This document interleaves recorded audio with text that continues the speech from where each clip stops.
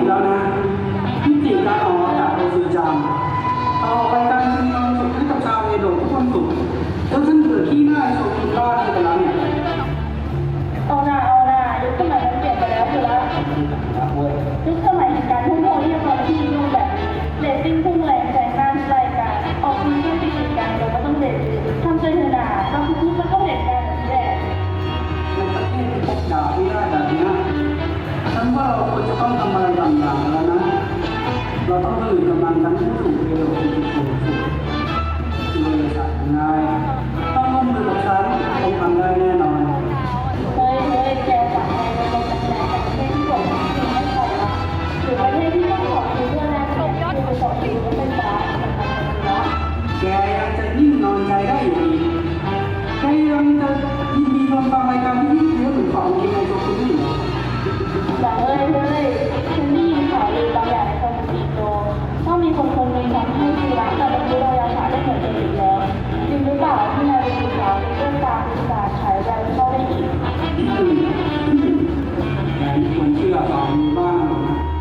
อย่างน้อยที่สุดแกก็รู้อยู่ฉันชอบกินแกงไก่ยังไม่ได้บอกเลยนะว่าสาวร้านข้าวที่ไหนแต่เฮ้ยนั่นแหละจะมีสาวทำอยู่ตรงนั้นมีข่าวลือในคอมมูนิโตว่ามีคนปลอมตัวเป็นบัตเลอร์เสิร์ฟแกงกะหรี่พริกในร้านโซบะของแม่สาวที่ชื่อว่าอี้จังแกนั่นไม่ใช่บัลเลอร์แต่มันเป็นคาเฟ่ร้านและนั่นก็ไม่ใช่ร้านโซบะมันเป็นร้านราเมงแกไม่มีมันเรียกเป็นวัตถุของฉันว่าอี้จังขอเรื่องของเกี่ยวกับที่หอเฮ้ยสารภาพเว้ยไอ้แกเฮ้ยเดี๋ยวการประกวดห้ามใช้ของมีคมในการแสดงเรามาเปลี่ยนมาใช้โบเคนดีมั้ย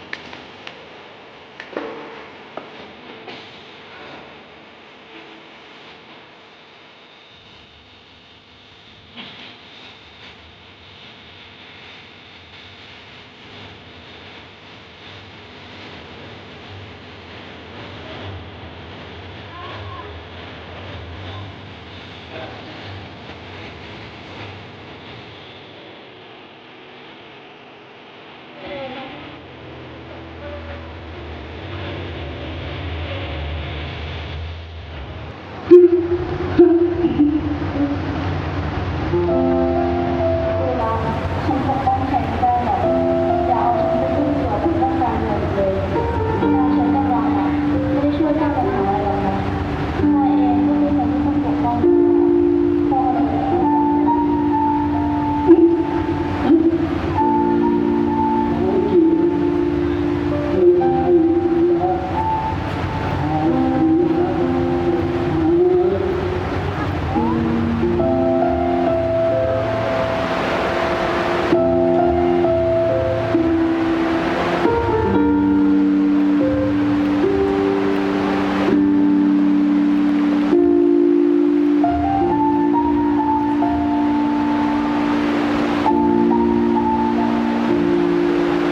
ขอเสียงปรบมือด้วยค่ะ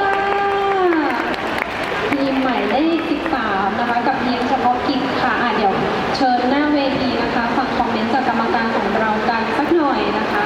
เชิญค่ะพี่นันนี่สวัสดีค่ะก็เป็นการแสดงที่ค่อนข้างปรับในเรื่องกันมาใหม่เนาะมีการคิดเองในเรื่องกันมาใหม่เลยก็พนับว่าดีค่ะอาจจะติดหลายเรื่องนิดนึงตรงเรื่องซาวแบบว่ามันมึนงำไม่ค่อยชัดเนาะอาจจะแบบต้องแก้นิดนึงอันนี้อาจจะเป็นเรื่องเทคนิคแล้วก็เสียงฝนมันดังกบด้วยนะคะจังหวะไม่ค่อยดี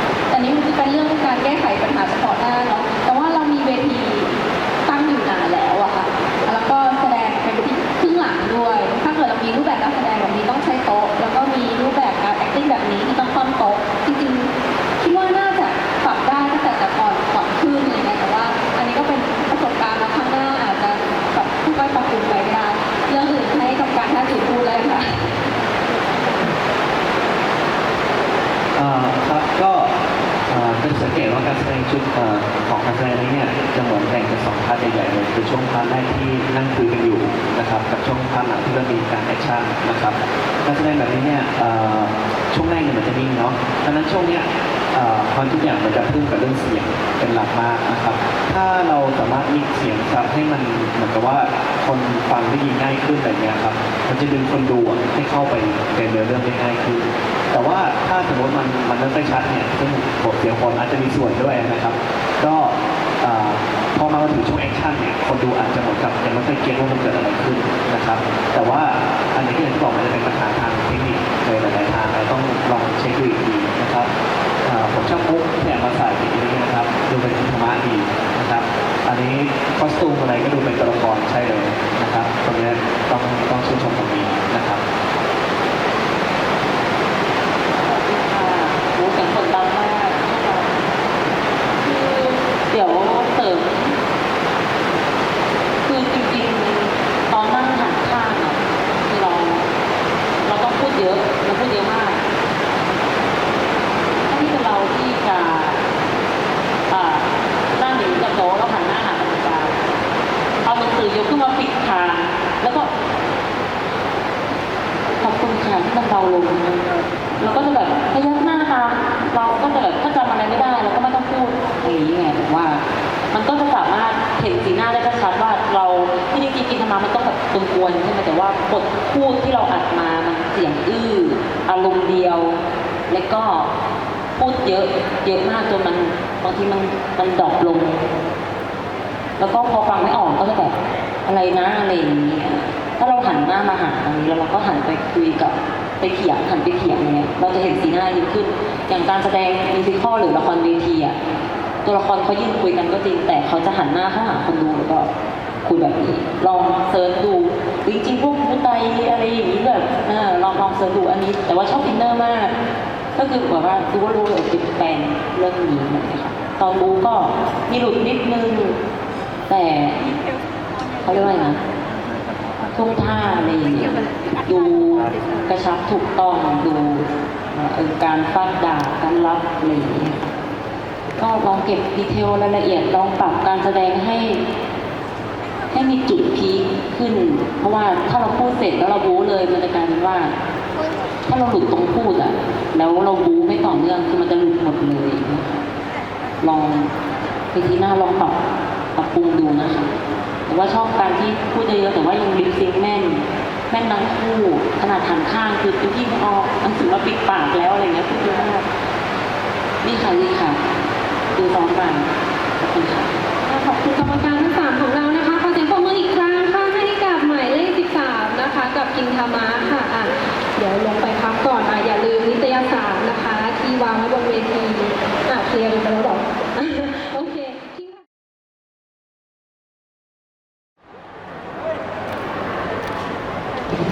เฮ้ยกินนกกี้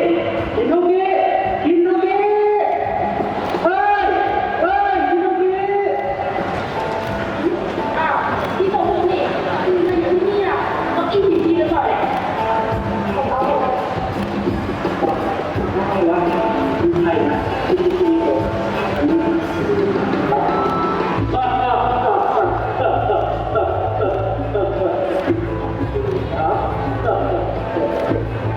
ฮะเจ๊ได้เหรอทำไมรายการแบบนี้ทำไมคือละเที่ยวหัวอันนี้มันก็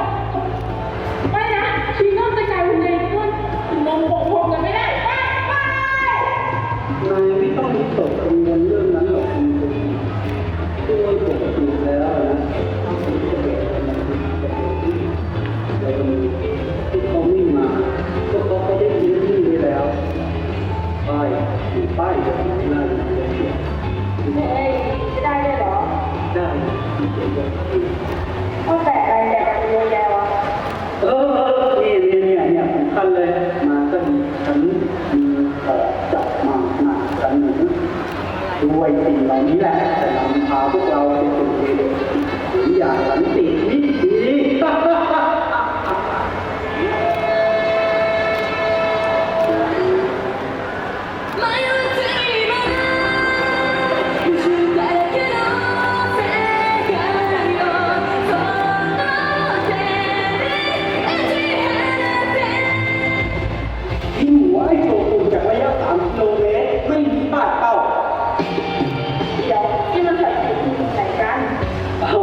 ไม่ได้หรอ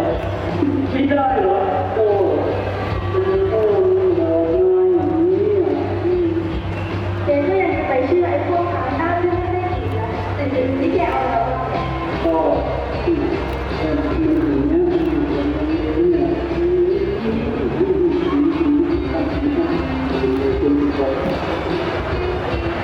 ที่แกถ้าเราไม่ทำอะไรต่างๆแล้วนะคือสิ่งที่มาแล้วตรงนี้นะก็เป็นการปฏิบัติต่อนะคือตามที่เราได้มากกว่านี้แน่นอน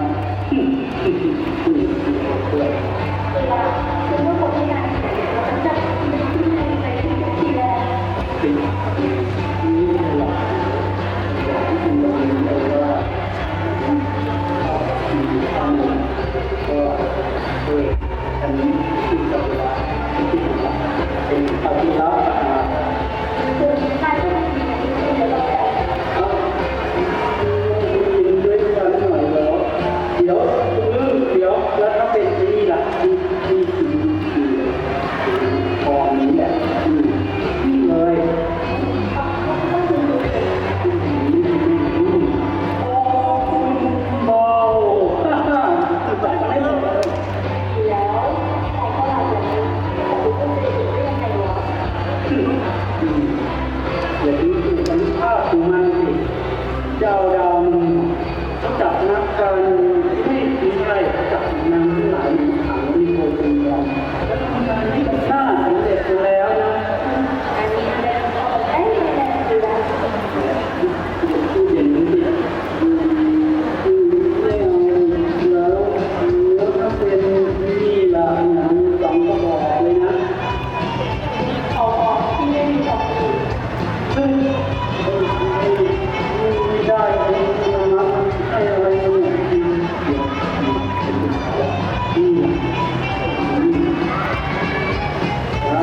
ที่แหวนนะครับคือลองเหมือนกันเลยลองมาไหนเนี่ยไหนขอลองจุ๊บ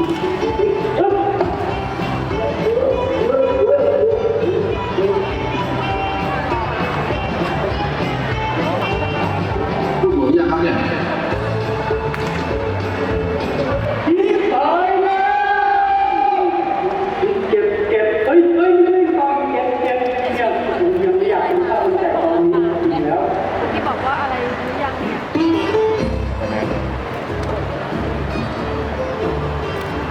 ก็ที่มีโคจิเราให้รักเป็นเด็กที่หนุ่มนะถึงมันจะเป็นเด็กที่เวลาเจอกับคนจะวิ่งไปแตะบ้างตัวเพื่อโตขึ้นมาเข้านะ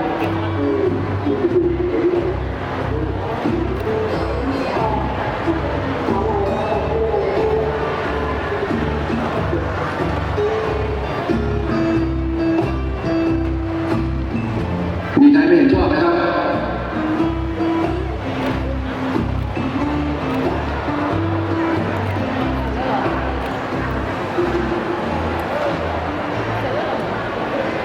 ขอเสียงปรบมือด้วยค่ะ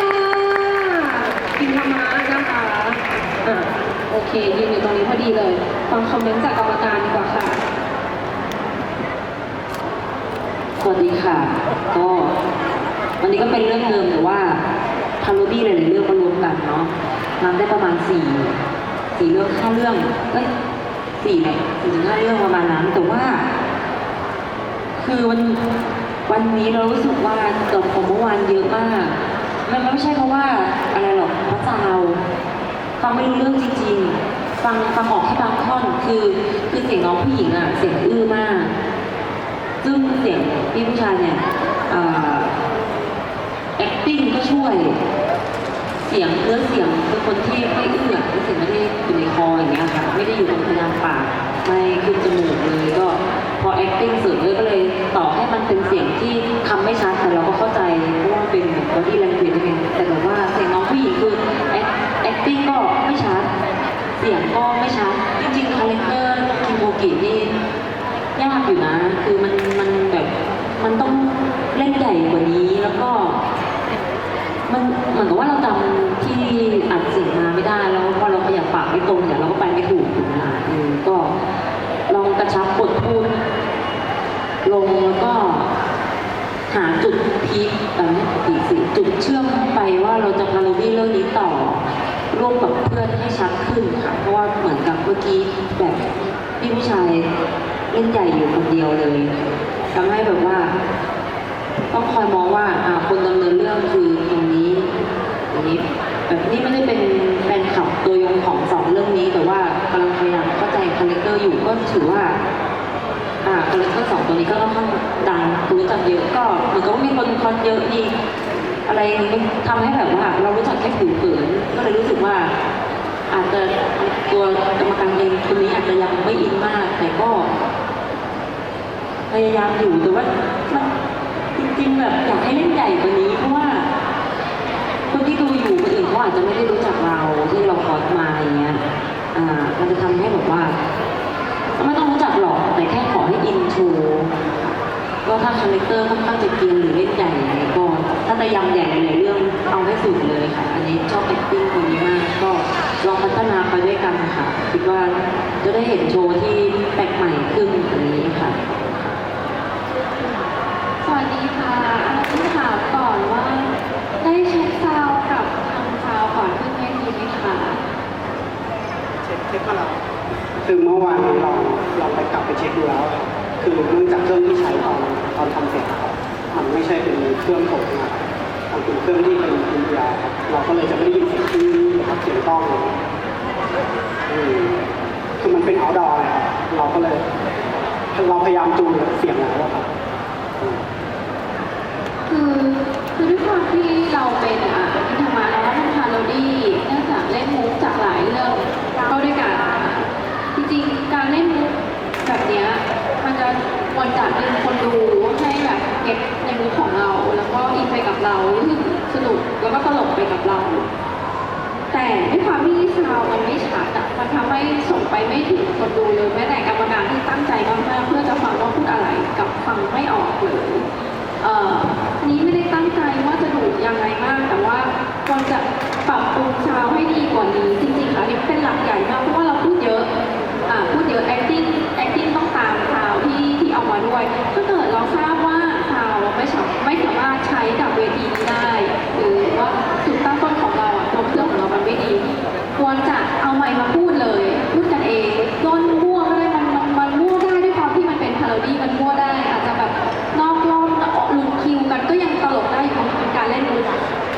ตอนจบนี่มีใครไม่เห็นด้วยไหมครับตกใจนะว่าท่านผู้นำมาเองหรือเปล่าคือมันชัดแค่คำบางคำที่รู้สึกว่าตั้งใจเหมือนกับว่าจุดที่ไม่ได้พากเองมันชัดพอเป็นพากเองมันไม่ชัดเพราะงั้นอาจจะจริงๆคืออยากให้ได้ปัญหาด้วยการมาพูดเองมันจะได้อรรถรสแล้วก็สนุกสนานก็ดีมากประมาณนี้แล้วก็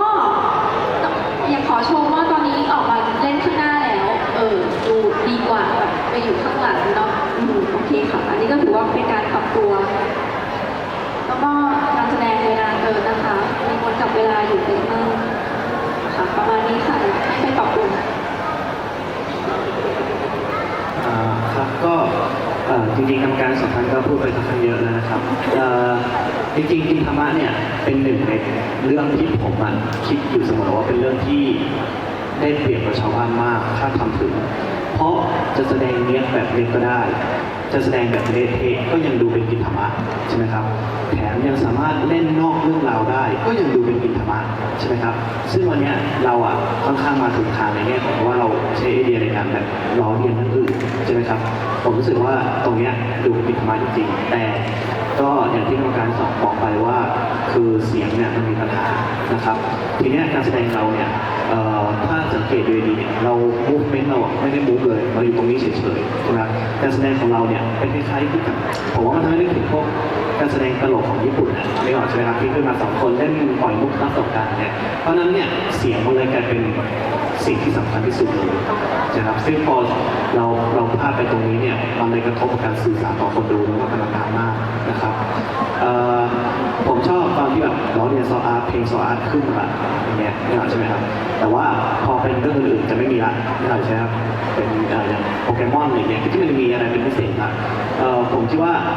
มันเล่นได้มากกว่านี้อีกนะครับตัวกินธรรมะเป็นเรื่องที่เปิดโอกาสให้เล่นได้แบบสุดขั้วไม่หน่อยนะที่ไม่ลำตรงเพราะฉะนั้นผมคิดว่ามาถูกทางแล้วแต่ต้องคิดอีกนิดนึงนะครับแล้วก็เมื่อกี้กรรมการคนนั้นก็ได้บอกแล้วว่าผมเองก็จับเวลานะครับผมเนี่ยจับเวลานับจากเพลงเริ่มจนถึงเพลงจบนะครับเพราะฉะนั้น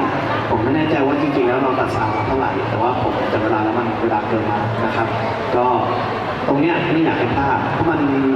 เหมือนแบบพอมันพลาดตรงนี้แล้วมันก็เหมือนโดนหักคะแนนฟรีๆอ่ะเราไม่ได้ทำอะไรพลาดเท่าไหร่แต่เราพลาดเวลาเกินอย่างเงี้ยนะครับก็อยากให้ระวังตรงนี้นะครับ ขอบคุณครับ